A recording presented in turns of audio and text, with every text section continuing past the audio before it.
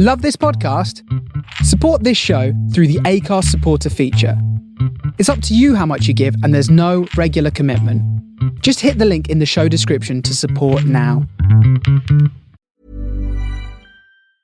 El rugido de los aficionados, el ritmo de las porras, la intensidad en la cancha. Esto es más que solo un partido de fútbol. Con DraftKings Sportsbook, esta es tu oportunidad de convertir cada jugada en una gran ganancia. Descarga la app de DraftKings Sportsbook y usa el código HEART. Ese es el código HEART para que los nuevos usuarios reciban $200 en bonus bets al instante cuando apuestes solo $5. En asociación con DraftKings, la corona es tuya. ¿Problemas con el juego? Llama al 1-800-GAMBLER. En Nueva York, llama al 877-8-HOPE-NY o envía un mensaje de texto con la palabra HOPE-NY al 467-369. En Connecticut, hay ayuda disponible para problemas con el juego. Llama al 888-789-7777 o visita ccpg.org. Juega responsablemente. En nombre de Boot Hill Casino Resort, Kansas. Debe ser mayor de 21 años. La elegibilidad varía según la jurisdicción. No válido en Ontario. Pueden aplicarse cargos en Illinois. Las apuestas de bonos son de un solo uso. La apuesta no se incluye en las ganancias y caducan después de ser otorgadas. La oferta finaliza el 29 de septiembre 2025 a las 11:59 p.m. hora del este. Los términos en DraftKings.com/sportsbook/promos. And now, a next-level moment from AT&T Business. Say you've sent out a gigantic shipment of pillows, and they need to be there in time for International Sleep Day. You've got AT&T 5G, so you're fully confident. But the vendor isn't responding, and International Sleep Day is tomorrow. Luckily, AT&T 5G lets you deal with any issues with ease, so the pillows will get delivered and everyone can sleep soundly, especially you. AT&T 5G requires a compatible plan and device. Coverage not available everywhere. Learn more at att.com/5G network.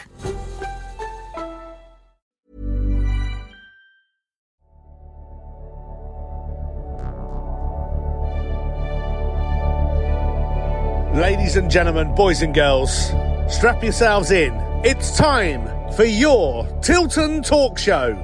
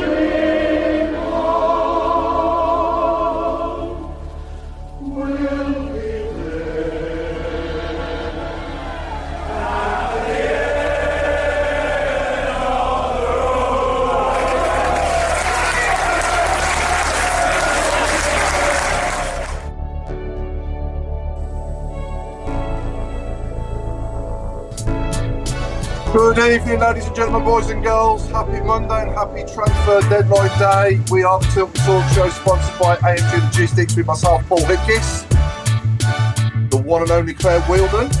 Good evening. I'm getting used to it now, Claire. That rolled off the tongue. I know, I am as well. I've just been at work and everyone's been calling me Mrs. Wheeldon. Lovely. Mr. Fixer Craig Courtney. Good evening, everyone. I'm getting used to being called Mr. Fixer. Mr. Mark Adams. Go on. Good evening, everyone. I won't tell you what I'm getting used to being called. Well, I can think of a few. Billy No Mates, the Coventry one, Cell Block 21. You know, we can name a few more if you want to. The Chairman Watson. Pardon? the Chairman Alan Watson. Good evening, everybody. As you can tell, I'm happy as a pig in the proverbial. And I don't think. And the one and only Mr. Chris Browne. Good evening. So a week for us to forget football-wise, I think, the last two games. If we were still playing Port Vale now, we probably wouldn't have scored, would we? But, you know, we'll sort of pick the bones out of that, and then we'll come on to Leicester. So I'll start with my thoughts on Port Vale, and then obviously we'll go around the room. So first and foremost, I thought 10 changes was a bit too much. I thought we'd make changes, but I didn't think we'd make 10 changes. But we did at the end of the day, and we thought that the team that we put out would have been good enough to beat Port Vale. But on the night, credit to them. They came and did a job on us, and they beat us 1-0, and we just didn't look like scoring. And when you put 10, make 10 changes and put like 11 players together that have never played together before, I think it's inevitable that, it's not all going to go rosy, is it? But, I just felt that for me, Beadle on the crosses is very uncomfortable, shall I say, which makes the fans uncomfortable, which makes the defence uncomfortable. And when a ball comes in the box, the opposition can sense that as well. I was feeling against Port Vale, and, that's where the goal came from in the end, didn't it, Claire? And, I think it was inevitable, wasn't it? It was coming, wasn't it, really? Yeah, I thought 10 changes was a lot. You could tell that they hadn't played together. But then at the same time, aren't they playing for their place in the squad? Aren't they trying to force themselves into the first team? And unfortunately, the only player on Tuesday was Kumas, who played well on the wing. Yeah. We'll talk about Leicester in a minute. But I thought he was the only bright spark, really. And it's a shame because obviously Stano and everyone else had to come on, and then he got injured. So it's a game that I think we all want to forget, to be honest. Yeah. It was kind of feeling like the dark old days, shall I say, a bit, didn't it, that night? It was kind of like going back to 2016 or something, 17 or 18, when Steve Cottrell was here, or Zola or something, or I was even waiting for Rooney to come clap the fans at the end or something, you know what I mean? It felt a bit like that, but it's one game. It's one game. Let's not just get too disheartened and carried away with it all. We still had a good start to the season, and 2 wins and a draw and a defeat in the first 4 league games isn't too bad, is it, Mark Adams? It's not. No, I mean, not a bad start to the season, but we do need to hopefully go to Stoke a week on Saturday and get the 3 points to bounce back. Yeah, I mean, looking at it, the cold light of day, 7 points is nothing to. I'd have took that in pre-season. I think we all would have done.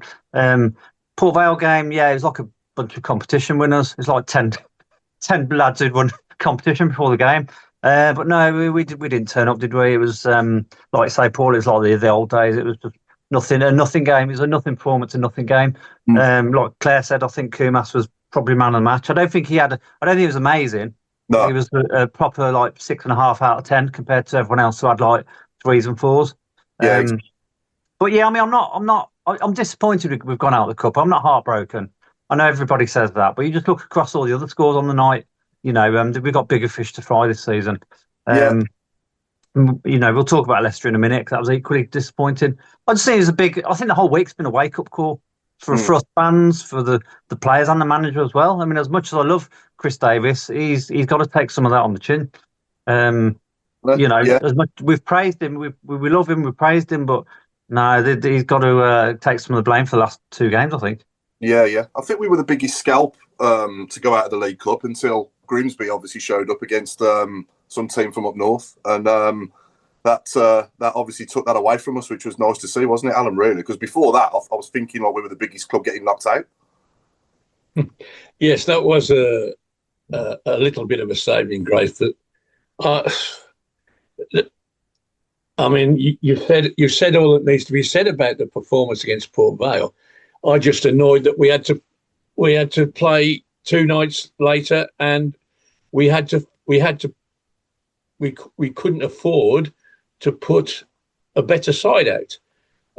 Having said that, I thought the new blokes that played, including Kumas was probably the best of a bad bunch, but the rest of them was shocking. Yeah. The centre forward, we've got 6'2" centre forward, and every time the ball went in the box, he's 15 feet from the ball. You're thinking, he should be, if he's not getting to the ball, he should be knocking the goalkeeper over at least. And he's standing there looking. And we've got 2 of them now. We've got Dykes as well. So we've got 2 of them standing there looking at the ball. I don't get the playing Laird on the left, especially when you appear to have a fullback who took his place at half time, who's fit. Well, he's the best left back we've got. So why shouldn't he play? And he didn't play again on Friday, which again, I'm a big fan of Les, but that must have been the worst. Friday was the worst game he's ever had for us. He didn't know where he was. Perhaps we owe Leicester a tick for saying, well, they spotted that weakness. fine, okay, but it didn't need to happen. And I'm not getting very excited about transfer day because his record so far is not good. Nobody's done anything to say apart from Gray. I'll give you that. But we knew what Gray could do. We're not surprised by that. But I'm surprised that Kyogo is a non-event, really. Whether he's making runs and not getting the ball, I don't know. But we got people who we've also signed, like Tommy Doyle, who really hasn't pulled up any trees yet. He's had more games than just Tuesday and Friday. But I'm yet to see anything that says, "Wow, we got a good in here," and it's just disappointing. Would I settle for 7 points? No, not. I mean, we got cheated out of just 2 points the first game, and the referee allowed them to kick the shit out of out of Friday night. And a bloke that shouldn't have been on the field scored the second goal. Yeah, we had Gray limping, hobbling along with a shoulder that we never even got a free kick for. Bloke kicked him up in the air and he fell on his shoulder, and we never even got a free kick for that. So anyway, that's me. I'm morose as hell, and I don't like it. 10th place, not good enough. No. Let's see where we go now. Obviously, in the next sort of 20 minutes, hopefully we get 1 or 2 more players in. I think there might be a couple of outgoings as well. Obviously, do keep us updated on the chat as well, everyone, if you can, because we have got Sky Sports on in the background, but obviously we can't give it our undivided attention because we're obviously talking on here as well. So anything you see or hear, just let us know on the shout boxes, please, as well. We seem to have lost Craig. I don't know where he's disappeared to. I'll just come into him, but we'll keep going anyway. But yeah, Claire Leicester for me. We have the ball, don't we? We go sideways, backwards. We go forward sometimes, and then we go backwards again. We just don't seem to. And going back to Alan's point on Kyogo, I think he does make good runs, and his movement's good, but he's just got no service, has he? There's nobody feeding him at all, and it's no good pumping high balls to him.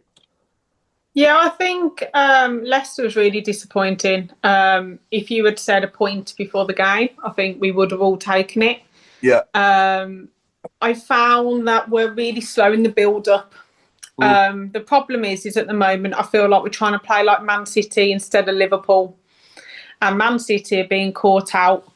And I just think that we are so methodical. We know exactly where it's going to go. So literally, I could tell you who it's going to go to at each point.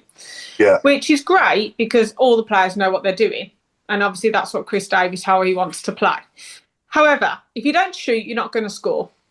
And that's our problem. 14 shots on target in so many games, in about 6 games. Yeah. You're not going to win games a lot. And this was the problem last season. We had lots of the ball, but possession does not win you football matches. And I think we have to try and not change our style because possession football, I understand it. Just think we need to be quicker. And the thing is at the moment, he seems to like Willem on the right, which last season, that didn't work either. No, right, yeah. And the thing is having Kumas in the middle. And if I was Tommy Doyle and I had Kumas come in after a week and he's playing in the 10 instead of me, I wouldn't be very happy about that. Now, obviously, Chris Davies sees them all the time. So he sees them in training, sees what he can do. But I'm surprised we didn't go with Tommy Doyle, who's got just a bit about him. He's got a bit of, oomph. He can keep the ball. We could have just secured that middle. Because Iwata probably had his worst game for us. Yeah, he did, yeah. And I think our midfield really struggled. I would have started Anderson as well. I don't know what he's done wrong. But I would have played the same team, obviously without Stano, that we played against Ipswich, because Leicester are the calibre of Ipswich, maybe even better than them in a way. Yeah.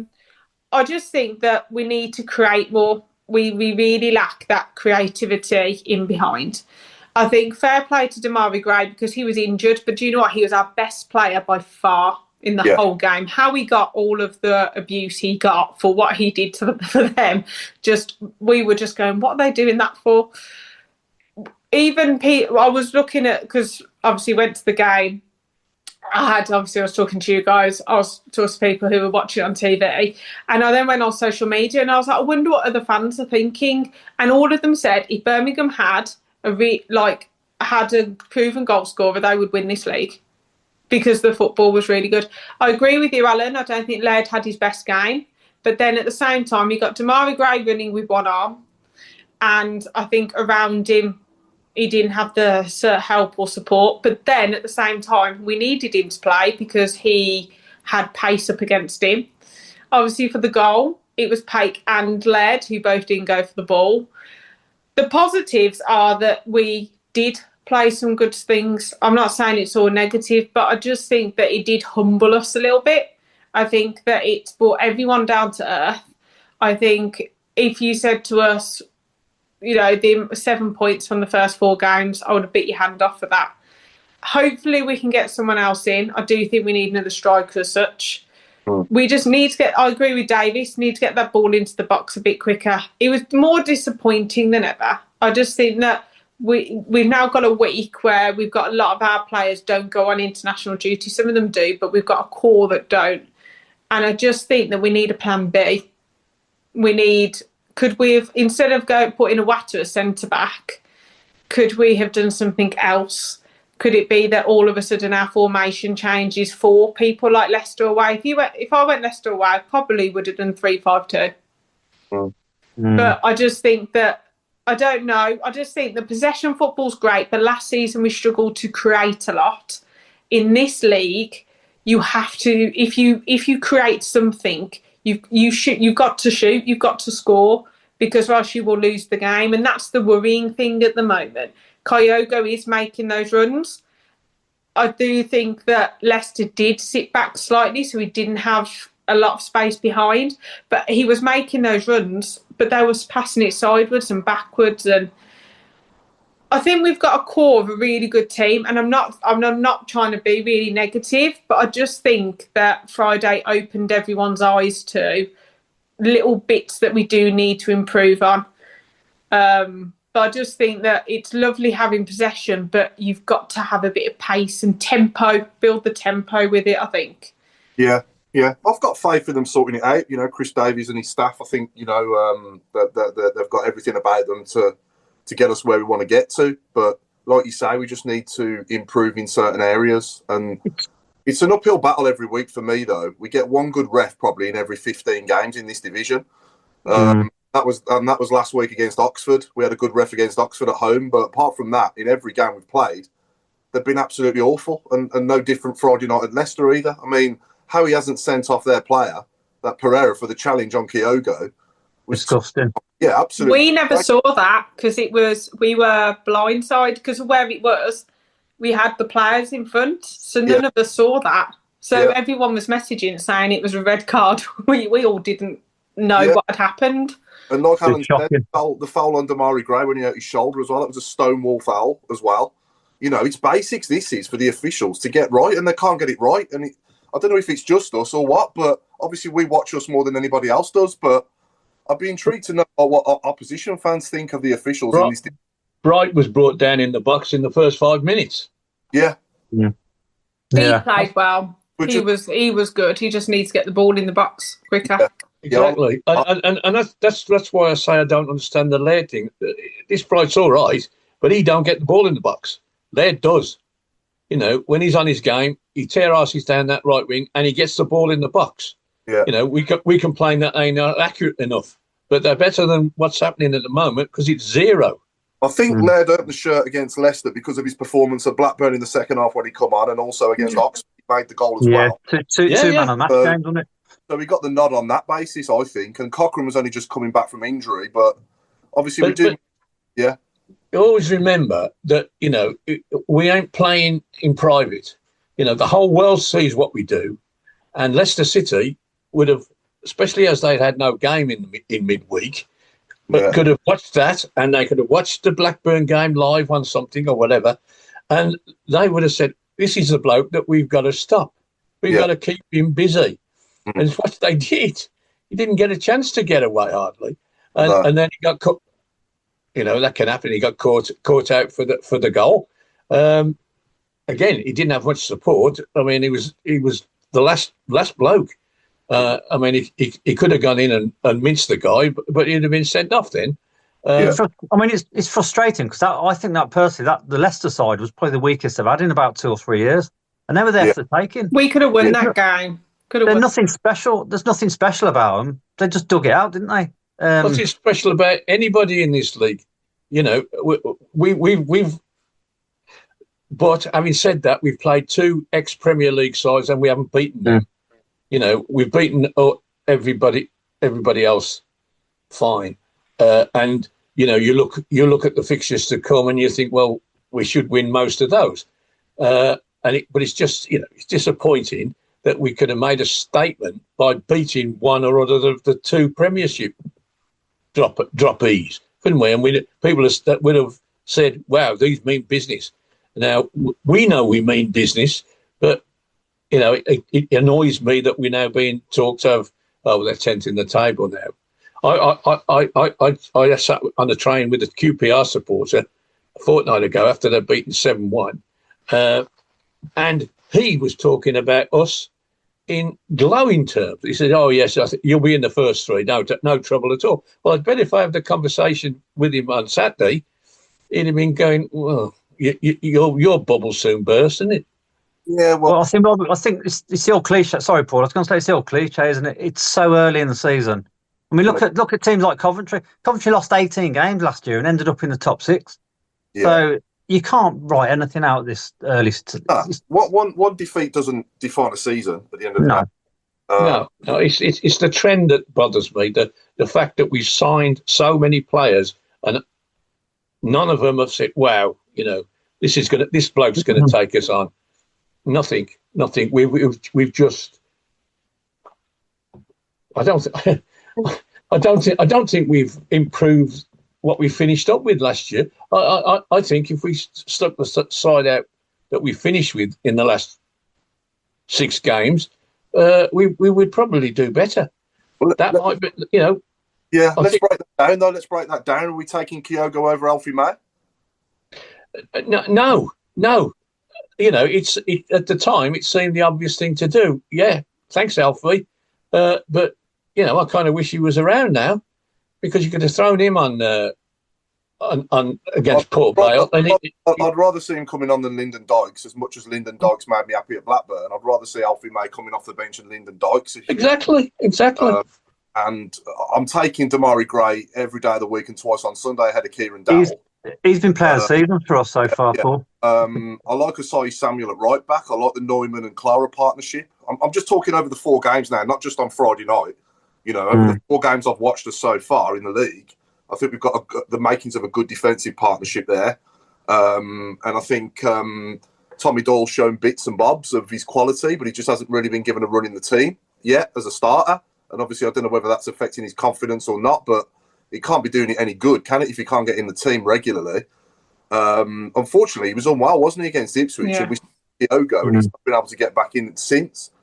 If Patrick Roberts does sign for us and it's officially announced shortly, then, good luck to him as well. Hopefully he'll be a good addition down the right for us with Dimmy down the left.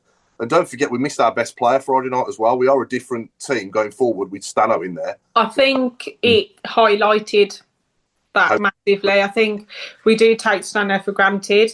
I think his work rate and everything just helps lift everybody. I just think that he motivates people, and I think that everybody kind of looks to him. He is, I think, at one point, obviously he stayed with us for a few years, he could become captain as well, or vice captain at least, because I just think he gives that extra 10%, especially against Blackburn. He really did pull us through that game, and I think it really showed. It's a shame that because of Tuesday we brought him on. I am shocked that he did bring him on, to be honest, because to me Leicester's always going to be a bigger game than Port Vale, but I think with Stano he's got to play.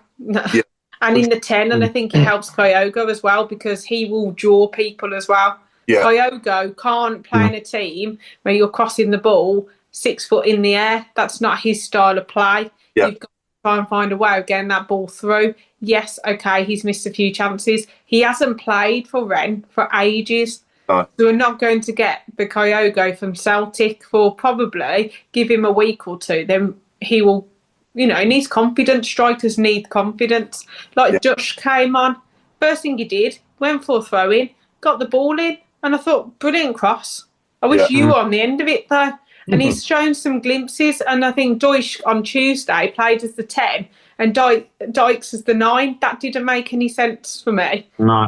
I think play your players in the positions, and I think a little and large might work as well. I think if we need them at the end, have Kyogo, have Stano round him. He's going to win some balls in the air. But again, we haven't got someone who's big and stocky up front, which also is something that is a shame that we haven't got. Yeah, I personally think Kyogo's going to come good for us. He's going to. Yeah, I think he's gone on a run of games without scoring, but I think he will go on a run of games when he is scoring as well. He's certainly made all the right runs. I mean, at Blackburn, I felt for him because he made the right run so many times, and he was just crying out for the right pass, and he never got it. And then Dykes came on and got the pass and got the winner, didn't he, in the end, which was brilliant. But, if you give Kyogo one of them passes as well, then he might just be off the mark in the league now as well. But saying that, though, against Oxford, he should have definitely scored, shouldn't he, when he went through one-on-one with the keeper. Oh, really fluffed that, didn't he? Yeah, and the header as well. The header, he should have that as well. It'll come for him if he keeps getting in there in the right positions. The Celtic commentators, people like Sutton and whatever, they described him as a patchy. He'd go on a run where he wouldn't score for 10 games, then he'd score for the next 8 and get 12 in that. He's a bit like that. I'm just hoping that we're not. He's going to come out of this run very quickly and get on a continuous run. Yeah. But that's football. We knew what we were getting when we bought him, and I'm disappointed. I don't say it's a bad buy. I'm just saying I'm disappointed that he hasn't made an impact so far, which is not the same thing as he's a bad buy. Well, maybe again, if he hadn't been robbed that goal against Ipswich, it might have done his confidence the world of good, and he would have been off and away, and probably would have had another couple. I think we've sold George Hall, by the way. Port Vale. Yeah. Craig, you're back, mate. I am. I've done my simulcast, so it's interesting to hear some of the things that are going on with WM at the moment. And let's just say we're not the only team that aren't doing anything. There's a few others. Albion have just brought in another player from Southampton, but there's a few links being bound about, including some rumours of players turning up at Epic at the moment. So I take everything with a pinch of salt until the different things are done. But I do think it's fair to say that the move for the guy from Celtic, I think, is well and truly off. And we've just looking at TV, 50 seconds of the window. If the club are going to pull something out of the bag, let's pull it out of the bag soon. But I listening to what you guys were saying, the one thing that I would say around Kyogo is, firstly, he hasn't played much football, and to me, he's probably still going through what would be the equivalent of a pre-season at the moment. I think confidence is going to be a massive thing for him, and I totally agree. If that goal was given against Ipswich, then actually we'd have been seen a different type of player, and I think it's got to be. I think I said it last week. It's got to be one of those where perhaps it just comes off his backside, and it's enough to start a roll. But I still look at it from where we are at the moment. 7 points from our first few games in the league, going into the international break, and we've only lost one game. And actually, I kind of look at it and think that's not a bad return, really, for where we are. And nothing is decided now. The league isn't won now. And I've just said it on WM. The league's not won now. The league's not won in October, November or December. People get more of an idea of what's going to happen regarding the league and those that will be fighting for promotion around the Christmas period. But if we don't do anything in the window now, then the thing that I would say is the club will, without fail, do something in January. Because if we are in and around the mix of those positions, fighting for a Premiership place, they're not going to hold back, and perhaps that might be what we actually need. You know, even though I've still got to say, I said at the beginning, I still think something is coming. So it will be interesting. The window has officially closed now. Good old Sky have just done Big Ben as they always do, but we also know that there's a lot that doesn't come out from the clubs until well after that window. And of course, people can have signed pre-contract sheets and had those submitted, or deal sheets, and things can actually continue for a while yet. So if we get anything through, we'll let you know. Yeah, Fraser Higgins, big rumours of Jack Robinson from Sheffield United at the training ground. That's one of the ones that was picked up as well, yeah. And apparently he was there an hour ago. Right.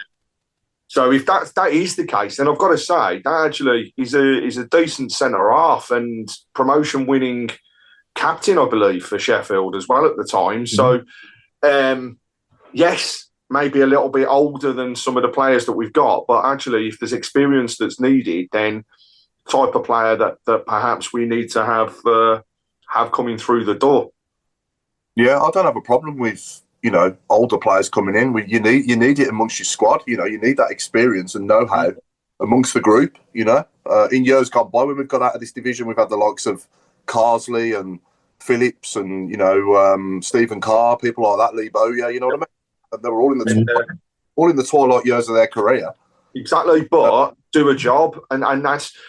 You know, when you've got a young squad like we have, you've got to have that mixture of experience. We had it last year. Juki is one of the oldest players in there, but he gave that experience. And it's not always about what you do on the pitch. It's actually about what you bring in the training ground, what you then show inside the changing rooms before the games, how you can help, giving that one little bit of information that's the golden nugget to the youngsters that are out on the field. Even that first time when we beat Norwich in Cardiff, we had Steve Vickers at the back and people like that in the team, Jeff Kenner. You know, you can't beat a bit of experience. At the end of the day, you have those people there for a purpose, and that's to be able to show and actually give something different, both in the changing room and on the pitch when they come out. They might not be the fastest player in the world, but if they can read the game, and I always remember this about Steve Bruce, when he came to the club, he had no pace whatsoever, but I have never seen a defender read a game as well as what he did. And that's what it's about. You know, if you're thinking about it 3 steps ahead of everybody else, you can be in that position to stop it from getting through and stopping the opportunities. One other thing that's being very, very widely reported at the moment is Hibernian in advanced talks over Dykes, but also a few other Scottish teams apparently are interested in taking him as well. Their window, for reference for everybody, doesn't close until 11 o'clock this evening, so things could very much be ongoing in that area. Yeah, I'll be surprised if he's still around, you know, this time tomorrow. You know what, though? He's given us a couple of memories. I'll give him that. Yeah. You know, the goal against Bradford and the goal at Blackburn. But overall, to watch, he's very frustrating, isn't he? Yeah, not the best. He just doesn't suit the way we play. His game isn't, you know, it's on. He's a few steps behind everybody else on the pitch, isn't he? Even against. Yeah, I mean, like say, you shake his hand, and say well done, and you know, thanks for your efforts. But we're on a different level now, aren't we? Yeah, we are. Yeah. I mean, he didn't look great in League One either, did he? Really? He didn't nail it in League One, did he? No, he didn't. He scored a couple of worldies though, in the cups, didn't he? Yeah. But you know, overall, you want more than that, don't you? Yeah. I mean, going back, we talked about Iwata earlier, and just for a minute, I mean, I don't know what everyone else thinks and the viewers, but would anyone be tempted to drop him? Because he just hasn't looked the same player this season. He's only had one bad game at Leicester, Mark, I think. I don't think he did too bad at... I don't think he's had as much... He played pretty well at Blackburn. Who would you have in, though? Well, yeah, there is that. Because that's the only problem, isn't it? He's covering everything now. Like, you're looking at the squad, We've got a lot of wingers. Yeah. Yeah. I don't think we need to panic too much. No. You know, it's 1 defeat in 4. Let's believe in the players we've got and see if they can bounce back against Stoke. You know? I look at it. It's why it's not 1 defeat in 4. That's just in this league. And at the end of the day, if you go back over the league games over the past, 2 seasons in effect, we're well up there, and we're still unbeaten at home in the league. Yeah. We have a squad that arguably, firstly, is 3, if not 4 times better than what we had the last time we were in this division. Some people will say a lot greater than that. We have a squad that actually is capable of staying in and around where we need to be. And we have a squad that is well and truly capable of keeping us away from those horrible relegation spots. So, again, probably one for the listeners. Our owners want to push and push and push. They want us in the Premier League, which we all want to do ultimately. But actually, how would you take and what would you take from this season? Because I'm still a believer on building, and I think we've got a squad that is capable of keeping us in the division, could push on, but also we've got to be realistic. We're learning, and we need to get some results against the teams around us, which I think we can do. We're going into a run where we've played, Leicester, we've played Ipswich, so 2 of the teams relegated out of the Premier League. We've only got 1 point, but actually that's still good going when you think about the situation. We've got Stoke coming up, we've got Coventry coming up, so we're playing against teams that are in that top half at the moment and doing really, really well. We've got the Albion coming up. So actually all those teams that are above us in the league, we're about to play, and I think that's where our strength may show through. Who knows how long we'll be without Stano. Totally agree on needing a plan B, because at the moment we don't seem to have one. I would like, sorry, Craig, to interrupt. I'd like to see us go 4-3-3 and give that a try just with 1 6 and 2 8s, and then you can bring Tommy Doyle in the mix then and put him next to Pake as 2 8s, because Pake can get forward as well. He can pass the ball. He's quality on the ball. So, and I think you'll find then that Pake's goals and assists will increase a bit more as well. Rather than him sort of sitting back in the 6, especially at home against teams like Oxford and whoever else, that we'd like to think we can beat. If you did that, and then you can go 4-3-3, then that could work for us, as a plan B. But then obviously you've got to probably choose between Stano and Kyogo as the 9, because you've got Gray on the left and potentially Patrick Roberts on the right, or Kumas, obviously, as well.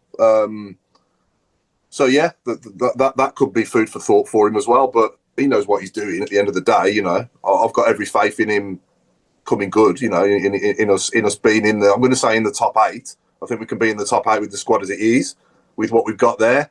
The only thing we need is just for the officials to do their job properly, because you've mentioned there we picked up 1 point in against the 2 relegated teams. We were the better side against Ipswich. We were robbed there completely, blatantly. Well and truly. And Friday night, the guy who scores the second goal shouldn't even be on the bloody pitch. It's a red card. It's actually a double red card for me. He's lucky he didn't snap his ankle off. What I don't get though is evolved, and perhaps there's a reason for this. Perhaps they don't do it anymore. But there used to be the retrospective reviews of situations such as what we saw on Friday night. And in the past, what we've seen is players getting yellow cards, and then actually that's been changed, and they've then got a ban with a red card, because when they've reviewed the evidence, they've gone, actually, no, they should never have been on the field. Yeah. The problem is it's too late. The damage is done. And King, the other thing you would say about that, but Dimmy Gray his shoulder was knackered, weren't he, on Friday night? He couldn't run properly, so he could never give us the full pace that he wanted to do. No. I could not get over the amount of abuse that he took from Leicester fans, considering he was part of the Premiership winning squad. He may not have set the world alight, but he was still a decent player for them, and the abuse he took was just horrendous. And I think if he hadn't got that injury, he would have taken that to the next level and shown what he could do with all of the other things that are needed in that team, and he would have given us that different attacking prowess, maybe. But also looking at the other things, who knows? Like I say, the window may have closed here, but across parts of Asia and UAE, that sort of area at the moment, that doesn't close until next week. Now the fact is, a player, if given a free transfer in effect, puts him in the market, which means we can actually do business going into next week. Every team in the league can, it doesn't matter where you're coming from. You can do all these different things. And perhaps there is a little gem out there. Perhaps there's something we just do not know at the moment in regards to what the club are thinking. But I still think we've got a strong enough squad as we are. There's nothing worse than getting beat on the weekend before an international break. I mean, you got 2 weeks. I mean, we got over against Port Vale. I thought, well, thank goodness we got another game. The game that matters, etc., etc. And then of course we're going to lose that, and it's a long time now before we play again. And we play Stoke. Yeah, and they're playing on a wonderful start. They're now looking at 3 defeats on the trot if they lose to us. And you think they've got 2 weeks to get over that and find something a bit better to throw at us. And you go through all sorts of conspiracies, don't you? Because you've got too long to think about it. But that's what it is, and that's what we're going to deal with. The other thing I like is we haven't got too many players out on international duty. So actually, Chrissy Davis has got a couple of weeks to work with those players in and around who perhaps during those 2 weeks we come up with the plan B and the plan C. It's that opportunity to build on fitness. They're not going to hold back. They're not going to be disappearing on holidays or anything else. They're going to be in training for those ones that are around. The work can be done on Stano to try and get him back, because I think from what the manager said, he'll be back. He'll be back after the break, Stano. Yeah. It doesn't say, he said it was a short-term thing, didn't he? Yeah. Don't get me wrong, I'm not saying we deserved anything at Leicester. The best side on the night probably did win the game, but it would have been interesting if the ref would have done his job properly and sent him off at 1-0.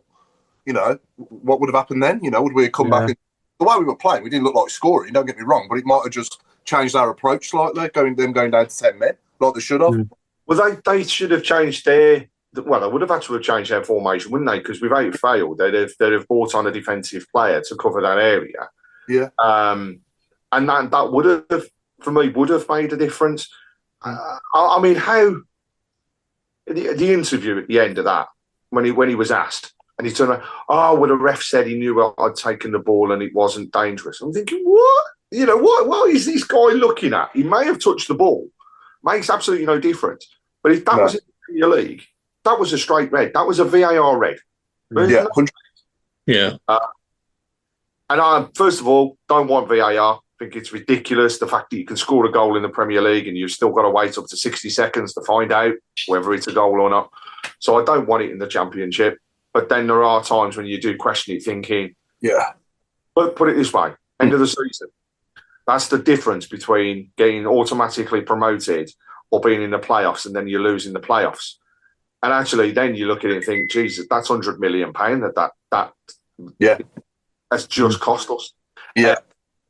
And that's the scary thing. Yeah, I just don't know why they make such a pig's ear of it in the Premier League, because when you watch the Champions League or the Euros or the World Cup, it works perfectly. Do you know what I mean? The decisions are made relatively quickly, a lot quicker than in the Premier League. And they don't make so many mistakes with it. I mean, it's plain to see, isn't it? And they're saying it's all this clear and obvious stuff, but what's happened to that? Do you know what I mean? They're kind of like stopping it for every corner now, aren't they? And looking at checking stuff for everything. Well, the Chelsea game and the Fulham game, they apologised. Well, Fulham were winning. He could have changed that whole game. And he's got to sometimes, and I think the referees are relying on it too much. So then when they then drop down to the Championship, they haven't got that Yeah, but I do. We had it though at times when I see that challenge on, Kyogo on Friday night, and you think back to the one on Iwata at Huddersfield last season, and you think back to the season before the goal at Hull when the ball went about a foot over the byline, out for a goal kick, and he pulls it back for a laugh and they score. Our players have stopped bloody playing. It was that far out and that obvious, and the ref don't even give a goal kick. He gives a goal. This business about the time, I mean, in the Old Firm yesterday, Rangers scored what looked like a perfectly good goal. And as soon as they showed it, like the ball's hit the back of the net and they're showing the replay, you go, oh, shit, that's off. It was only half a body's width, but you saw. Yeah. I could have gone out and made a cup of tea then because it took 6 minutes before they decided it wasn't a goal. Well, anybody who's ever seen a football match before will go, that's off. That's off. Yeah. Let's stop messing around, put the ball down, take the free kick, let's get on with it. And he took 6 minutes. Now, the annoying thing was he only had it done 4. We got any good questions or comments coming in, Chris, on the shout boxes? Tons. Has Dyke's gone? If Dyke goes, we'll be very short up front. Potentially a great manager, and if he needs to, there's a lot of people talking about Davies as well as to is he the right man for the job, which is a bit silly, isn't it? Really, it's premature, isn't it? Just a bit, yeah. So he's not. Some people are saying that, yeah. Okay. Yeah. He is still learning, though, isn't he? Exactly, I mean, this is his first managerial job. Yeah. He's going to learn. He has never been in the Championship before, and we've lost 1 game. So I'd like 2 new recruits in the coaching staff. I'd like a set-piece coach, like Arsenal have got, and I'd like a striker coach like we had with James Beattie when he was on. I keep saying this, but, them 2 things that would make a big difference with our goals for, in my opinion. I think we'd, set piece coach, that could make a big difference because we don't score that many, do we, off set pieces? No. And then also a striker coach, to work with the strikers on a one-to-one and the wingers on a one-to-one basis, and also as a collective to show them where the goal is basically. Like look at James Beattie when he came in with Shay Adams. Shay Adams had only scored 7 goals in a season before he worked with James Beattie, and then he went and got 22. So I mean, let's remind people as well. I mean, it's his first proper managerial job. This is the first time he's been as a number one. So he's going to drop some clangers, right? But so do the vast majority of managers out there at some point in time. Yeah. Let's also go back. All right, let's go back 3, 4, 5 seasons. So we're talking about here a transfer window where some people, and looking at the comments, right, there are people disappointed we've not brought people in today. And let's go back and let's think about the times when we were sitting there under BHSL going, oh, God, yeah, we're not going to do anything in the window now. Or then all of a sudden we come up with a free transfer that nobody's bloody heard of that's taking us and rinsing us for a lot of money and never plays a game. Let's also look at the fact that we've got money being spent, and we may not have spent millions of pounds. But actually, what I think would be interesting at the end of this is to see the figures, to find out, are we actually at net zero? Because I don't think we're far off when you think about the extra money that came in from Joe Bellingham, the sale of Ramel Donovan, the other sales that have happened. I bet if you then put that into what we've brought into the club, we're looking at a net zero as far as spend is concerned. What we are also doing now, though, is spending on salaries, which we've not been able to do before. And that all comes back to the revenue that they're pulling in from the club. So I don't get it. I know you can never please everybody, but I just don't get it. We whinge when we don't do anything in the transfer market. We whinge when we do stuff. We whinge when we're sitting there on 7 points in the league. That we've played 2 relegated Premiership teams. So I tell you what, I'd give anything to be where we are now. And if we'd have gone back 2 seasons ago, would we all have complained at this point in time? No, never in a million years. I also think that obviously last season when we signed Jay and we had that video, I think the excitement of that, everybody's waiting for that moment again. Yeah. Which I think is going to, for example, just been reading transfer talks, obviously it's going across. Like Frankfurt have gone for that Osula for 28.5 million. And we were like, yeah, we could get him on loan. There's so many rumours that go round. Yeah, literally, and apparently they're interested down the road, but Osula, go to Frankfurt, they're better. But you watch all these players, and we are linked with so many people now. Well, like Claire, I remember staying up till 11 to find out that we signed Cole Lafferty and Greg Holford. Yeah, that's what I mean. Like, if you think about it, we've done all our business early before pre-season so that they're up to speed. Yes, we'll have some in today. Yes, there might not be this amazing transfer, but who knows that what could come around the corner, because at the moment there's been so many movements that I think some teams are going, and if you've seen, a lot of the transfer window has been money up front with add-ons. With all loans, with you have to then buy them. So actually, I think in January might be the time where we actually see something bigger as such, even though we have spent some money. And because you also have we got is it the Euros this year or the World Cup? Well, you're going to start the rumour mill now, because it's just been reported that Newcastle striker William Osula's loan to Eintracht Frankfurt has fallen through. He's coming on the video. Do you know what I mean? But we're supposed to be wanting these players to come down to the Championship. If we're in the Premier League, okay, but the amounts of money that people are talking about now, like 20 million seems to be the normal amount, doesn't it? With obligation to buy, like added on clauses and all this, and we actually have to be quite, savvy with the money. I'd rather, be afloat than be in loads of debt and FFP and all this. I think in today's game, we lose, your team, and it's not just us, it's all clubs. Your team loses one game and everyone just goes into a meltdown, don't they? At least we've scored this season. Yeah, true. Yeah. Know what I mean? Yeah. If we scored one more, we'd have been in the top 6. But anyway, let's not go there anymore. We're only one win off third, aren't we? At the moment, something like that. Yeah. The first 10 games will tell us where we are. Yeah. And after the first 4, we're doing all right. We're doing all right. Yeah. It's not all. There's only one team that has dropped any points. It hasn't dropped any points. So we are. I'm trying to cheer myself up here.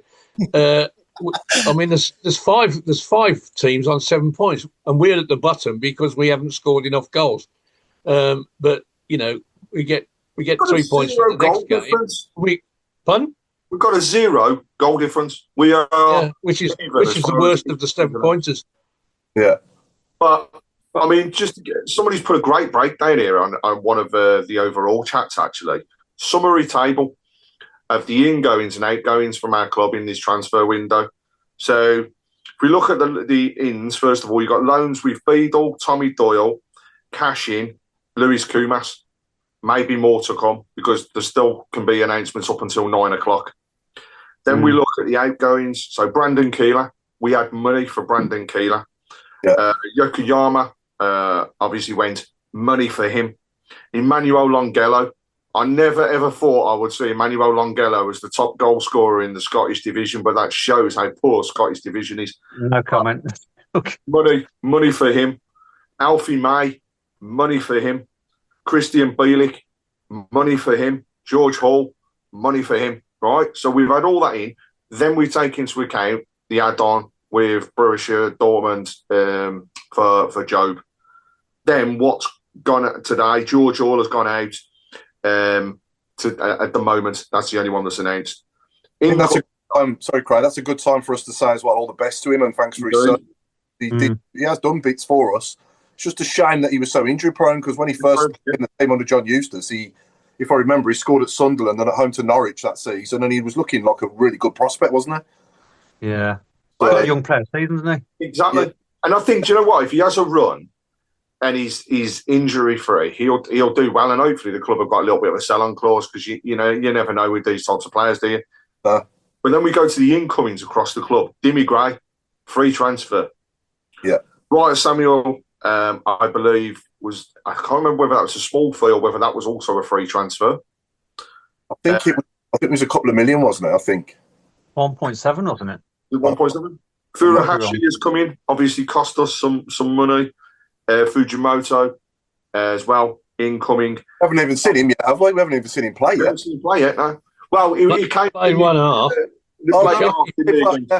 I've already forgot about Port Vale. That's just been erased from my memory. But Fujimoto and Dux. Now Dux came in. Dux was injured, so he's got to get back up to speed, and we've got to see him in his natural position because at the moment, I was hating seeing him out wide because a big guy, you want him in the centre of the box with the ball to be whipped in. I think that will come over time. But the one thing with that guy is he's got an engine, so he'll continue to run and run and run. But he's not the fastest in the world, so perhaps we'll see. But God, that window is wicked. Really, that's a brilliant window. Yeah. No, what we've got there for what we spent, when you look at it that way, is not that bad. Obviously, there's a lot of the players that we don't know a lot about. But I look forward to seeing what they can bring to us. Especially Duke as well. He comes with a really good reputation. Yeah, could fit the bill. Could fit the bill, couldn't he? One of the reputations he comes with, Paul, is his ability with free kicks. Yeah. And of the 10 goals he got last year, there were 6 or 7 that were free kicks. And when he come on the pitch on Friday, we had a free kick. And I'm thinking to myself, well, all the free kicks we've taken so far have been crap. Give him the bloody ball. And he just, it didn't happen. You're thinking, come on, we brought a bloke on. We need something different. Give him the chance. And okay, if it had missed by a mile, it wouldn't have been any better or worse than what happened. No. Because we just got the ball straight at the wall. Yeah. And you're thinking, we've done that 3 times now. Yeah. I think it's just a week to forget Port Vale and Leicester. I've moved on already now. Let's just move on now. I'm looking forward to Stoke. Let's take one game at a time. Yeah. And let's not get too low with the lows and too high with the highs. We might just have to have a season of mid-table, sort of between 10th and say 7th, just for 1 or 2 seasons maybe, and then we can kick on after that. But who knows? Let's also not forget Ipswich didn't start the season brilliantly. No. But what they did was they got the window out the way, they got a settled team, and then they pushed on. Now, I'm far from saying we're going to do it, but if they can, why can't we? Because go back 12 months, Craig. We didn't start the season brilliantly, and we ended up with a world record. I know it's in League One, but we didn't stop. We didn't look convincing at the very beginning, did we? In the first sort of half a dozen games, there was 1-0, there was 1-1s. We weren't losing, but we weren't really winning convincingly either when we was expected to. The team's Joe.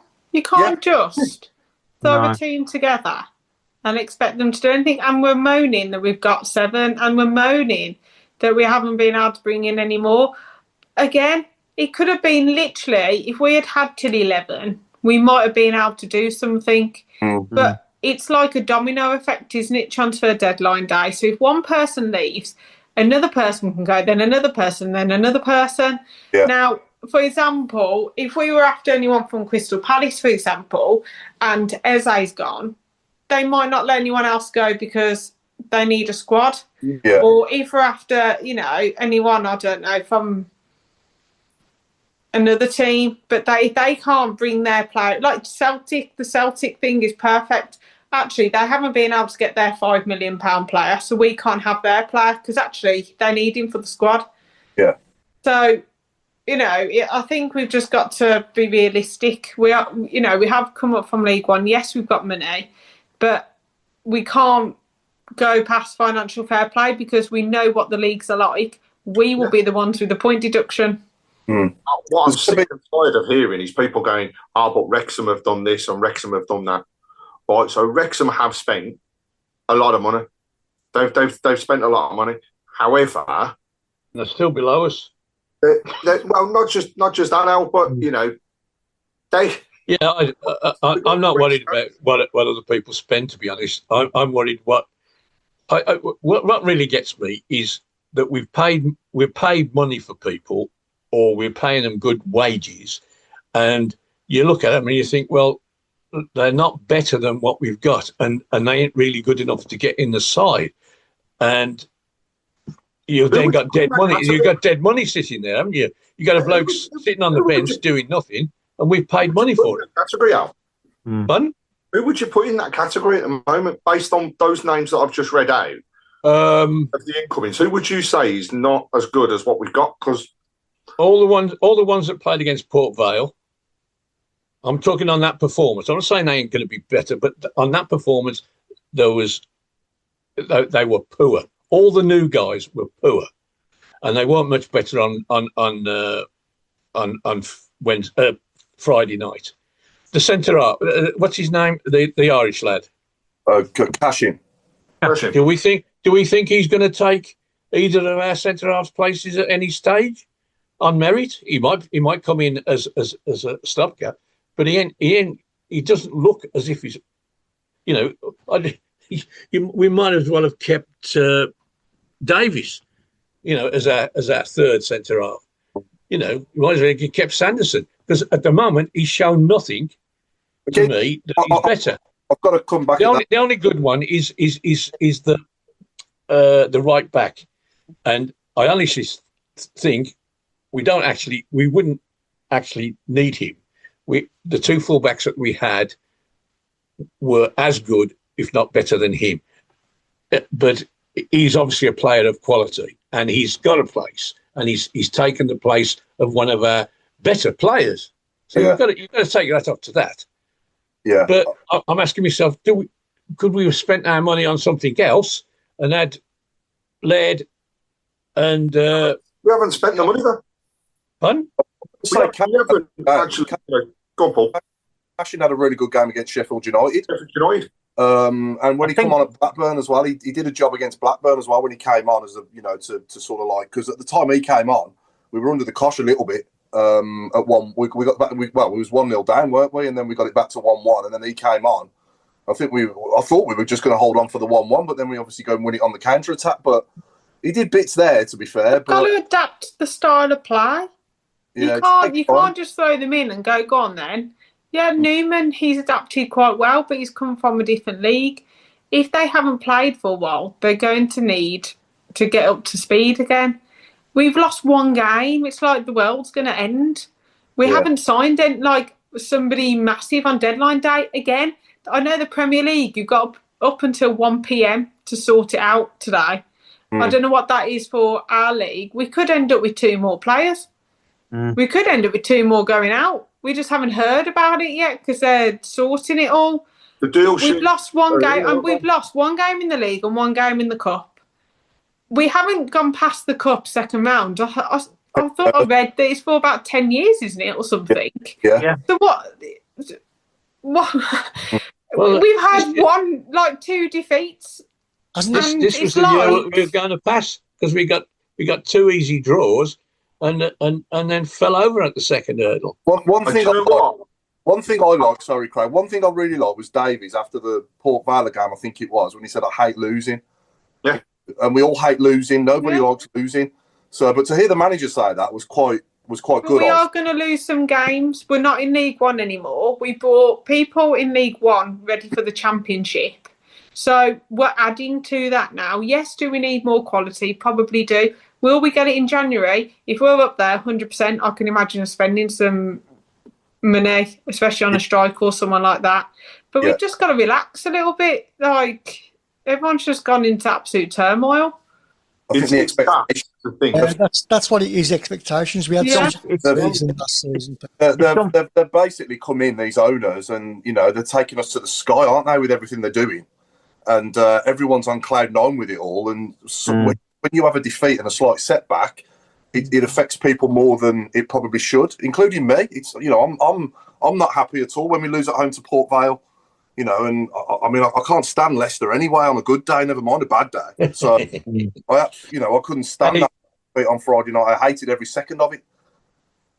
We wouldn't have a programme if it wasn't for this.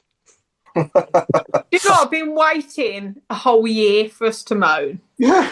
And finally, we've gone back to the moaning. But I just think that, should we be in Port Vale? 100% yes, should have done that. Birmingham City should be beating teams like that. Did I want to beat Leicester? 100%. Do I think we should have played better, had a few more shots? Yes, but that will come. Davies hates losing. We all hate losing. I'm expecting a massive game against Stoke, and I will expect a performance against Stoke, and I think we will go for it there. Are we all still confident we'll be thereabouts at the end of the season now? I think we can be top 6. If we get a little bit of luck and the referees and officials do their jobs properly, I'm going to add it again. Because it is like playing against 12 men, isn't it? Sometimes, a lot of the time, it really is, because we just do not get the rub of the green. We do not get the decisions in our favour when we should. We should be definitely be 2 points better off after that Ipswich game. We'll win more than we'll lose. We will win more games than we will lose this season, and that Port Vale for me did what we would have done as a Birmingham City side coming up against a Birmingham City a few years ago. They put themselves in the position where they've made it hard to break down the team, to make opportunities. And when they got their opportunities, and arguably after about 25 minutes, were on top of us in that first half, they deserved what they got. And at the end of it, they deserved to win the game. We didn't deserve anything. No. Now, I just believe that those players that are fringe missed an opportunity. They missed an opportunity to say, Gaffer, you've got to pick me. And now what they've got to do is work not twice as hard, but 3 times as hard to prove that they can deserve a starting spot. That starts now in this window where, if they're not out on international duty, they've got to be on the training pitch and they've got to be sweating their backsides off to go, when it comes to Stoke, you're picking me. And if you're not picking me, you've got to give me a damn good excuse for not picking me. And that's the way those players should be set up. And I firmly believe that mentality-wise, that's what Davies brings to the squad.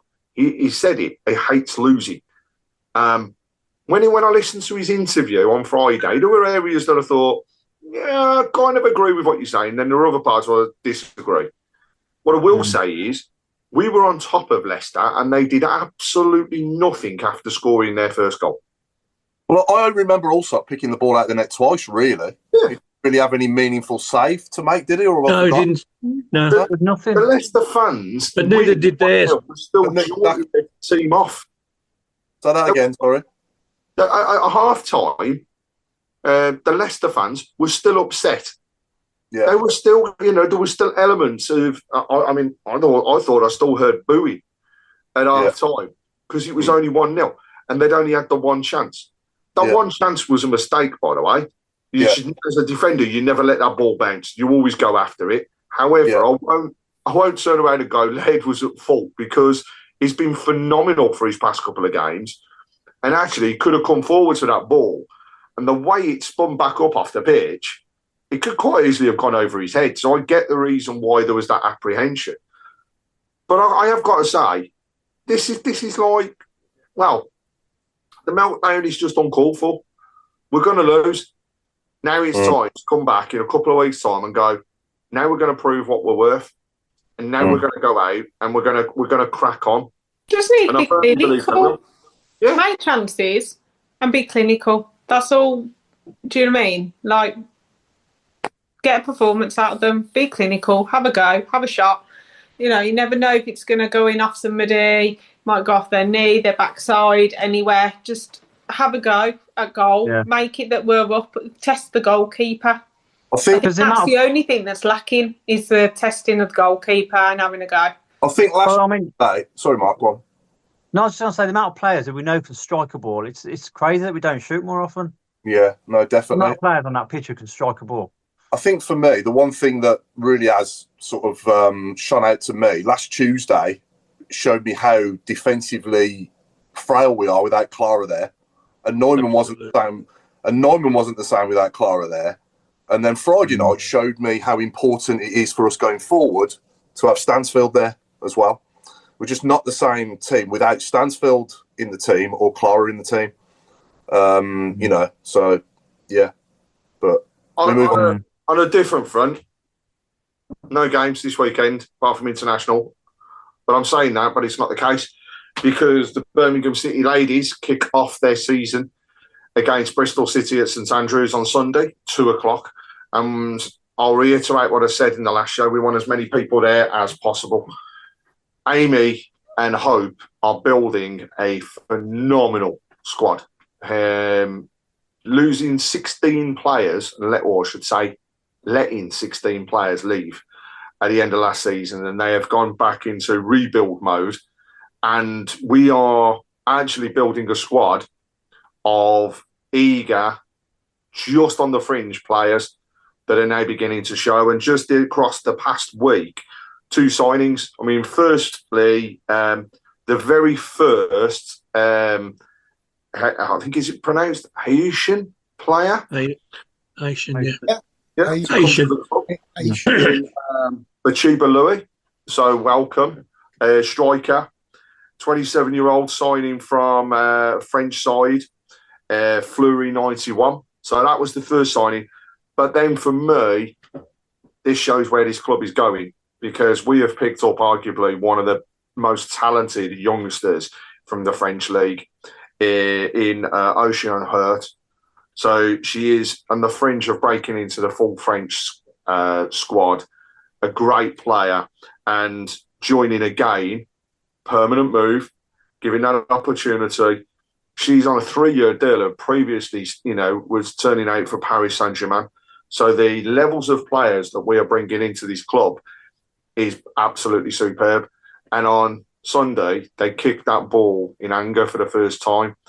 But also this season, there is no, kind of thought of anything but promotion. And so we want the people there to back them. The 6-game opportunity is still there. £40 for an adult, £20 for a kid. It's a family event. It's time to get there, and where you can support the ladies. And whilst I appreciate sometimes there's men's game and then the following day you've got a ladies game, this time there isn't. So we want to see as many people there as possible. And I believe Ethan Laird is also there on Sunday as well, supporting the ladies, and has been very vocal in the advertising of the game.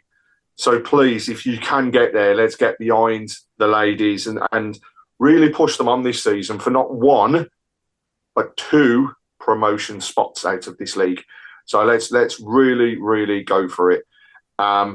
Also, if you haven't had a chance, our very own Stephen Gill has done a fantastic season review of the WSL2, where he's covered all of the teams, their pros, their cons. It's a really good read. So if you get a chance, go onto our website and look it up. It's also be across Facebook and Twitter to give the breakdown of what to expect across this season. But please, if you can, get there, support the ladies. Come, I'll be there. Come and have a chat and everything else, and we'll see how we can get on. Yeah, I'd like to just shout out a close friend of mine of over 40 years, Craig Beddoes. He's been pretty unwell the last few weeks, and I just want to send him a speedy recovery and look forward to seeing you soon, Craig. So one of my old school pals and watches every week avidly as well. So shout out to Craig Beddoes and speedy recovery, Craig. Looking forward to seeing you soon, mate, for a pint. Any other shout outs? Can I have a quick shout out to the 2,000 or so people listening on X, was Twitter. Thank you very much. To everyone on X, was Twitter. It's quite a new thing, that is, isn't it, on there, Chris, for us? And there's quite a few viewers on there, I believe, isn't there? Yeah, they seem to like us on Twitter. Can I give a shout out? Can I give a shout out to my old dinner ladies who are watching? Because they said I wouldn't amount to anything, but here I am. Yeah, they were absolutely right. Yeah, they were. I mean, you've gone so far from being served up dinners to now serving dinners when you come out yourself. So, Mark, you've done fantastic. Let's move just a mention of Bud Brocken passing away. Oh, yeah. Just remember as well, the free market is still out there, and there are some really good deals to be had, so you never know. Go on now, what was you going to say, Al? Bud Brocken passing away. I don't know whether anybody ever remembers him. He played we signed 2 Dutch players. Jim Smith signed 2 Dutch players. Centre forward, whose name escapes me for the moment, Bud Brocken was a winger, and they were going to. Bud Brocken really was a bit timid. He was a good ball player, but for English conditions, he didn't do a great deal. And Ron Saunders, when he became manager, outed him. He just wasn't a Ron Saunders type of player. But he was big news at the time when we signed these 2 Dutch players. The centre forward did okay, but Ron Saunders got rid of him as well. Pardon? Was it Van Mierlo? Was it? And Tony Van Mierlo, yes, well done, mate. Yeah, 3 points. Mid-70s. This mid-70s with Jim Smith in charge. Jim Smith, yeah, it was Jim Smith's last season. They outed him for Ron Saunders about halfway through the season. Yeah. And then Ron Saunders got rid of. I mean, he not only got rid of Bud Brocken and Tony Van Mierlo, he got rid of all the big stars, the Worthingtons, the Gemmels, because we just couldn't afford them. We were going to go out of business, and he signed people like David Seaman. Wasn't a bad signing for about 18,000, and a lot of. Robert Hopkins he got from the Villa and Noel Blake, and he kept us up. And then we went down the following year, and then he brought us back, and then. The NFL season is back, and so is NFL Survivor, the most fun way to ride every week of the season. And this season, you can turn your love of football into cold hard cash with Splash Sports. Splash Sports, which owns Run Your Pool and Office Football Pool, is giving away over $5 million in prizes this season, including the Big Splash, a $2.5 million guaranteed NFL Survivor contest. It's simple. Pick one team a week to win, survive, and advance. Last year, it was a $1 million prize pool, and this year, it's more than doubled. Entries are $150 for the Big Splash. And if you join now and use code BLUE25, you'll get $25 back on your entry. Splash has something for everyone, with contest entries starting at $5 and going all the way up to $5,000. And if Survivor isn't your thing, Splash also has pick'em contests every week, so you can test your skills against the spread, and Quick Picks, which lets you get up to 50 times multipliers for choosing more or less on up to 6 players. Join the Big Splash and other NFL contests on Splash Sports now. That's splashsports.com/BlueWire and use code BLUE25 when signing up. Splash Sports, the home of Survivor this NFL season.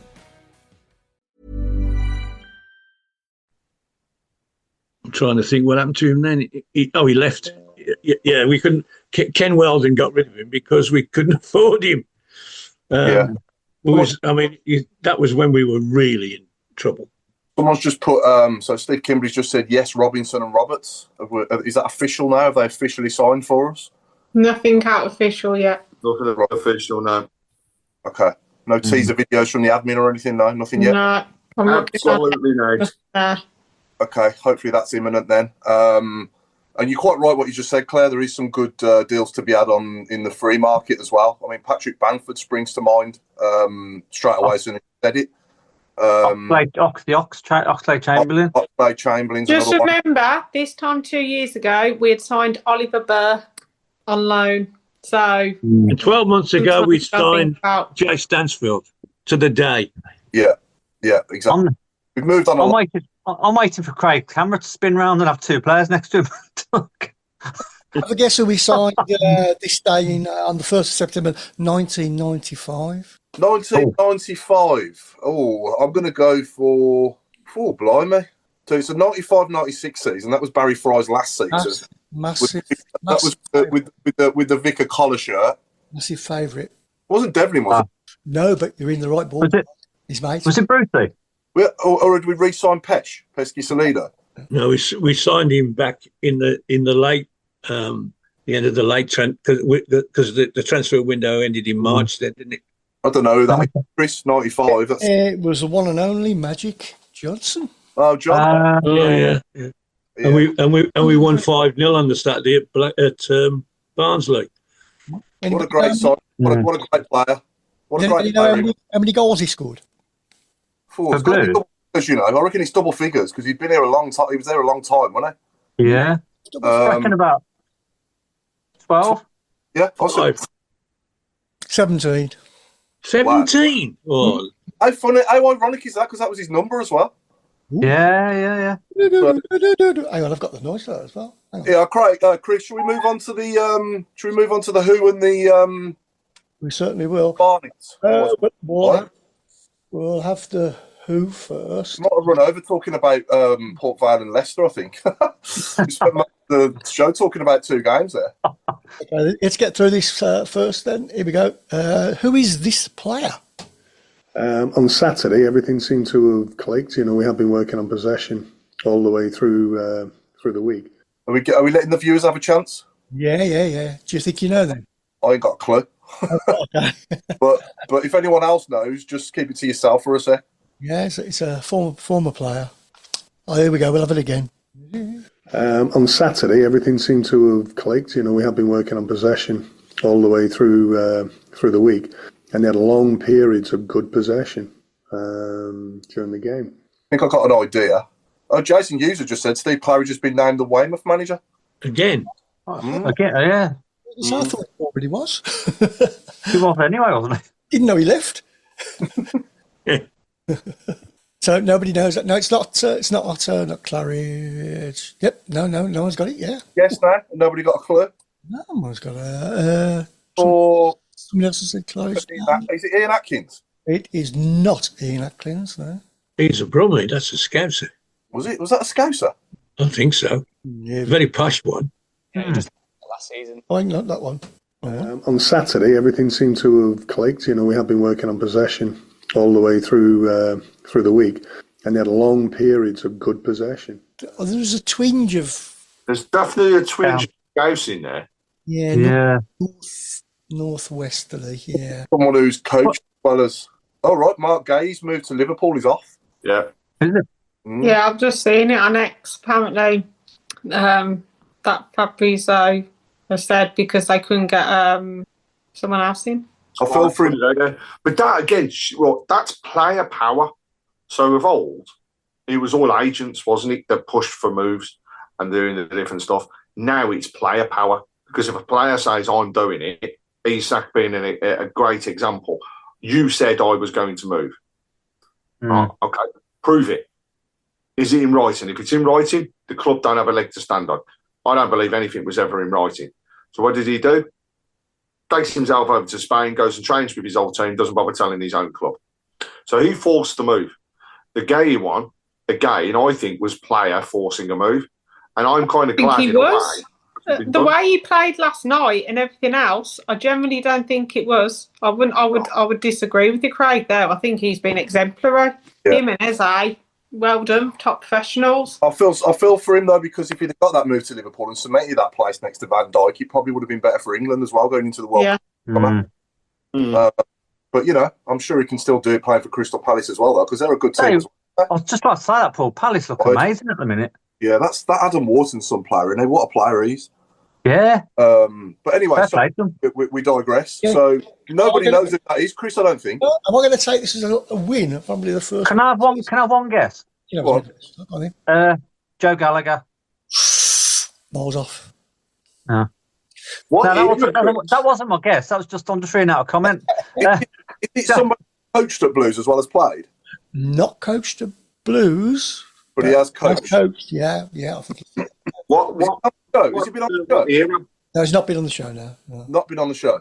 No. When did he play? What decade did he play? Talking 90s. Played in the 90s. Barry Horn? Not Barry Horn, is it? Oh no. Is it Nigel Gleghorn? No. No, he's a proper Teessider, isn't it? Geordie, isn't he? He's somebody that Paul quite likes. Is it? Yeah, I think you've said in the past. He was a good player. He was. That could be anybody.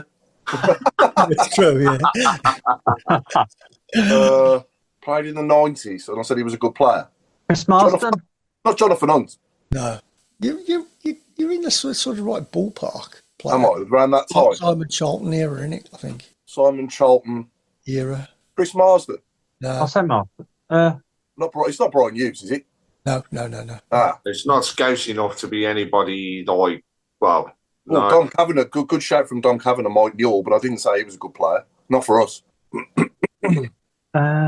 No, I think it's done us. Think what? I think it's done us. I think we're done, yeah. I ain't got a clue. Going to be. I'm just going to try and give you another clue if I can, but you can't help us here, can you? Yeah, No, so can't help ourselves. it was late 80s, very early 90s, Oh. and then it went on to Stoke. You playing? Big time. Nigel Clegg. No, we said that one. No, it's not. Oh, sorry. What? Overson. Well done. At last. Big win. I'm still taking that as a win because I had to give you so many clues. Yeah. You can have that one. Did he not wear this shirt as well? I think Overson would have worn this shirt, wouldn't he? He would, yeah. That's right. He did, yeah. Yeah. And then You played in the Leyland Duff, didn't you? he did. Yeah. Captain, yeah. Yeah. Oh, no, sorry. Yeah. Yes, he was. I'm the captain, right? So we got no predictions. Mind you, we're not having a show next week, are we? No, because it's International. national, yeah. So let's get our predictions for Stoke away now. Then I think we'll bounce back and we'll go there and win 2-1. Claire, I would take 2-1. Craig, I'll take a 2-1 actually. No, do you know what? I'll go 3-1. I think we can get all proper bounce back. Rowe, I'm going to say 1-0. I think we've got a decent record there. So, yeah, 1-0. Alan, I'd say 1-0 as well because we don't score enough goals. The only chance we've got of winning is keeping a clean sheet. Chris, I'll go for a tight 1-0 win. Yeah, we will concede goals in this division. You know, we're coming up against quality players, ain't you? We will score goals as well because we've got quality players. I'm not going to get too down about one defeat in the league. And Leicester's one of the toughest places to go in this whole league as well, isn't it? Mm. So they'll definitely be there or thereabouts at the end if they don't get a points deduction, that is. Yeah. So, anyway, we've talked enough about Leicester, haven't we, and Port Vale? Who? Right then, is that it? That's it. Is it? Here comes the music. Okay, so we've been the Tilton Talk Show. It's good night from me, and it's good night from Mr. Fixer Craig Courtney. It's a good night from me, and just some breaking news. We have signed nobody at this present moment, but just keep an eye on all of the message boards. I saw Robe getting excited, thinking more merchandise there. So, but actually, on the positive side, Chris, do we announce now that we've actually palmed him off on loan? Yes, he is officially on loan to anybody that will have him.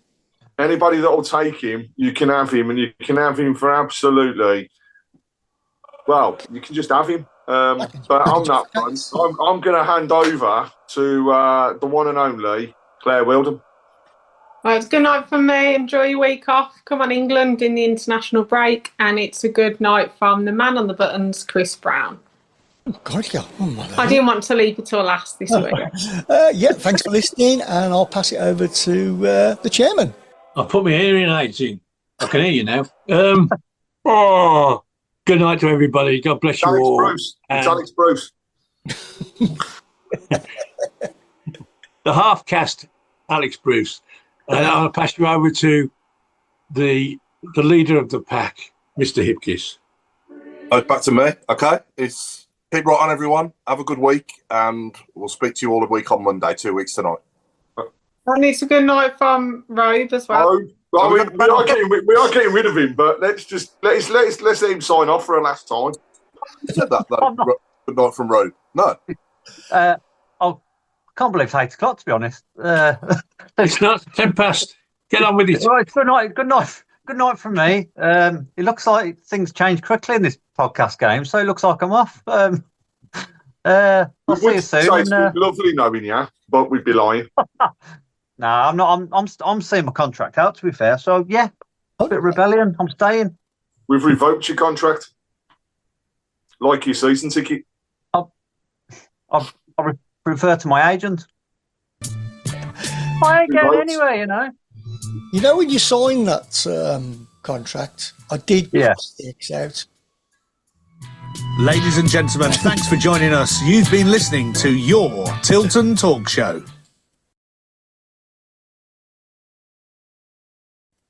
Mark Meredith will be happy we've no longer got Robe. Okay.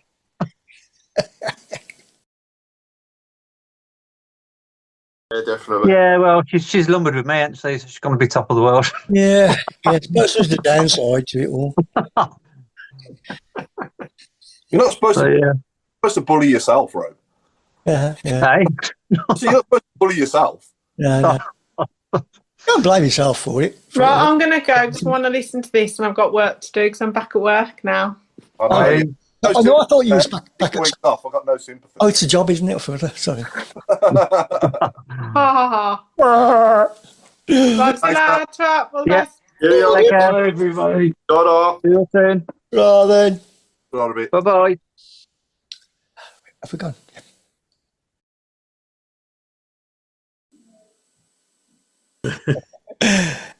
Mark Meredith's not on, is he tonight?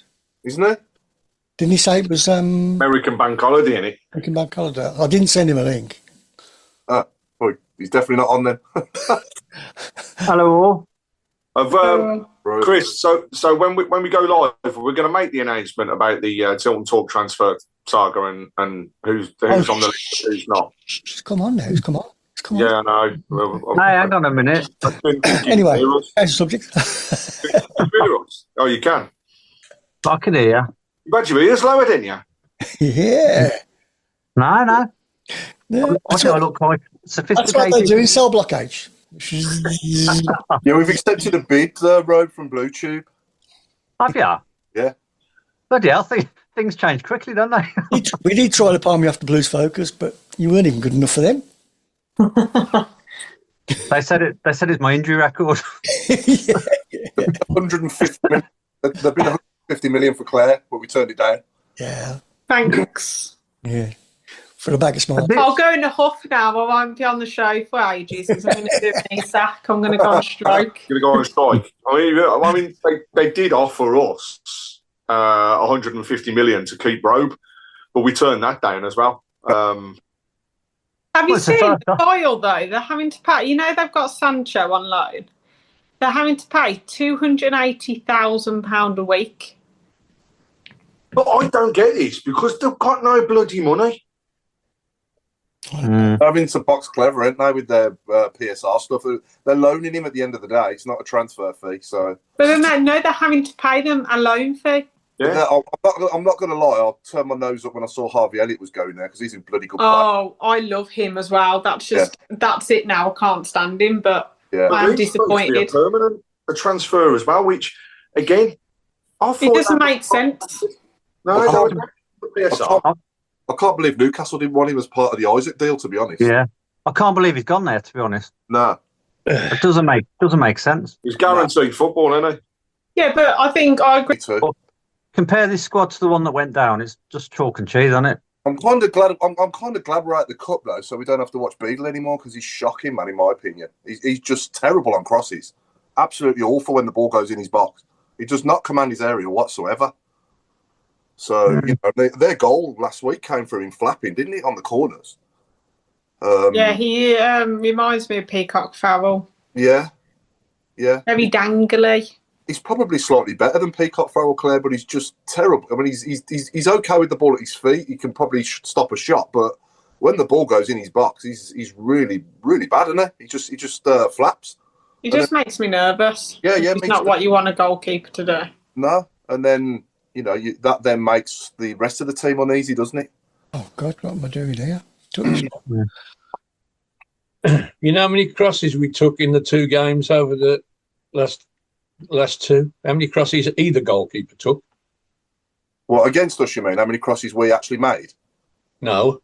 How many did our goalkeepers catch? Oh, sorry. Right. Okay. Well, none against Port Vale. I can tell you Probably that. about two. And it was twice as many against Leicester, i.e. none. Right. And it worries me.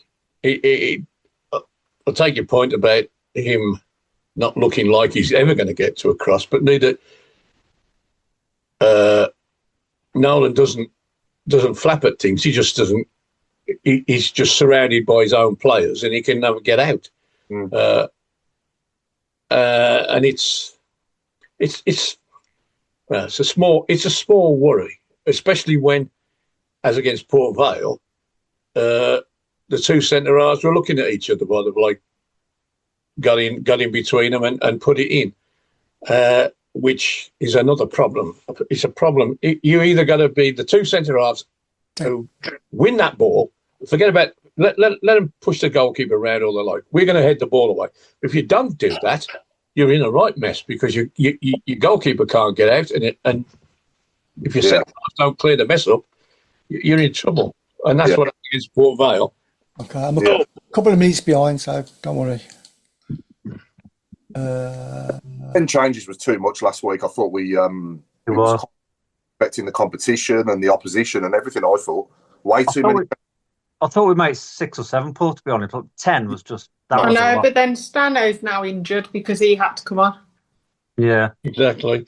The other thing, of course, as I was watching that other team getting stuffed 3-0 yesterday, they slipped it out that match should have been played on Friday night and was moved because Palace had a game. So they moved it back to Sunday. Why didn't they move our game back to Sunday? Because we had a game. And that was the reason we made 10 changes, because we'd only got 2 days to recover. And ironically, we lost a player who shouldn't have been on the field. I'm not saying Palace played Thursday, though, didn't they? It don't matter. We played Tuesday. Yeah, but they ain't going to play Thursday, Friday. Who? Palace? Palace played on Thursday. They play when they play. They can play when they play. Then we could play when we want to play, like Sunday morning, Sunday afternoon, Saturday morning, Saturday evening. Let's go. People are shouting at me.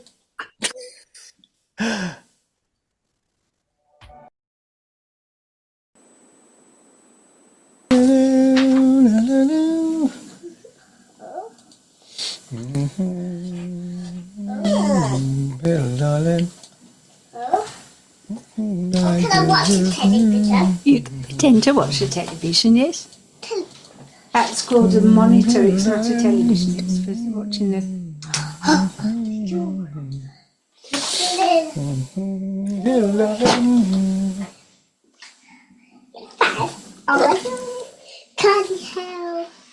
Right, I think. When you phone? Just need the Twitter one now, and I've done it in. When you phone? Twitter there, Twitter. Modify.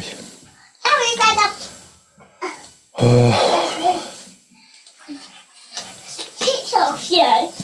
Where is it? Taking a picture of us. Oh, don't move that camera. No, don't move this one. Crikey. It takes ages to get that right. What are we doing? Are we going to have a... What time is it, Grandad? It's now 20 to 6. Ooh, 20 to 6 now. Oh, right. Okay. You mustn't touch anything just yet. Hang on, wait there. Don't touch anything.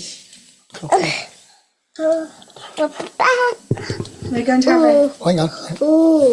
You need to calm down a bit. We're going in a bath in a bit, aren't we? Okay. The kettle. Here you go. Can I see Grandad and Nanny? Yeah, hang on a bit then. Let me just do that. And me. And you, okay. Hang on, let's get that off. Get that off. Nanny, go in there. Hello. Hello. Oh, Nanny, Grandad put the headphones on then. Hello, hello, hello. Hello, Nanny. Hello, hello, hello. Hello, hello. Smelly bum, smelly bum. Call in smelly bum. Oh, smelly. Not me. Not you. Smelly bum, smelly bum. Oh, sorry. Oh. If you go over there, you can see yourself over that one as well. Oh, who's that? Nobody there? That's where you were sitting just, isn't it? You want to see where Nanny was sitting? Oh. Yeah. Nanny was sitting there. Oh, maybe not. No, second. I don't know what's going on there. Oh, it's you pressing the button. Don't press the button. Yeah. I'm trying to find it. You're trying to find it. There we are. Yeah, there we go. Don't press that button now. Where's Nanny sitting? Where is Nanny sitting? There's Ivy. There he is. I've got to get you. That's it. We're going for a bath now. We're going for a bath. Chuck her in the bath. Look her in the bath. Look, we're both there, belly buttons. Go on then. Come on then. Let's find. El rugido de los aficionados, el ritmo de las porras, la intensidad en la cancha. Esto es más que solo un partido de fútbol. Con DraftKings Sportsbook, esta es tu oportunidad de convertir cada jugada en una gran ganancia. Descarga la app de DraftKings Sportsbook y usa el código HEART. Ese es el código HEART para que los nuevos usuarios reciban $200 en bonus bets al instante cuando apuestes solo $5. En asociación con DraftKings, la corona es tuya. ¿Problemas con el juego? Llama al 1-800-GAMBLER. En Nueva York, llama al 877-8-HOPE-NY o envía un mensaje de texto con la palabra HOPE-NY al 467-369. En Connecticut, hay ayuda disponible para problemas con el juego. Llama al 888-789-7777 o visita ccpg.org. Juega responsablemente. En nombre de Boot Hill Casino and Resort, Kansas. Debe ser mayor de 21 años. La elegibilidad varía según la jurisdicción. No válido en Ontario. Pueden aplicarse cargos en Illinois. Las apuestas de bonos son de un solo uso. La apuesta no se incluye en las ganancias y caducan después de ser otorgadas. La oferta finaliza el 29 de septiembre 2025 a las 11:59 p.m. hora del este. Los términos en DraftKings.com/sportsbook/promos.